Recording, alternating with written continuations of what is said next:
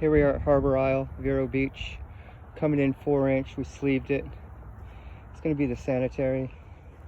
Over here we got 4-inch for roof drains upstairs. I'm gonna turn around. Got 4-inch coming in, taking it all the way down to this 4-inch P-trap for the hub drain, for the sump pump with the vent. Here we have a drinking fountain. We're cutting over 3-inch to here. 3-inch combo. We're gonna go and catch a urinal here. Keep going. Catch a toilet. Double Y. Gonna go over and catch the 3-inch up. They got 2 bathrooms right above us.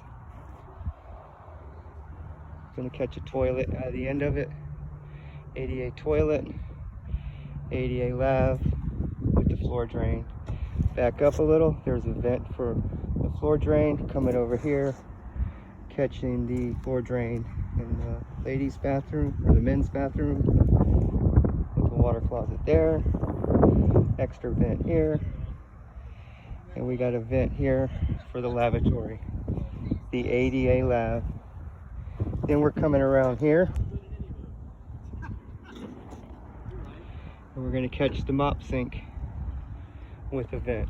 And to sum it up in 2 minutes, that's about it.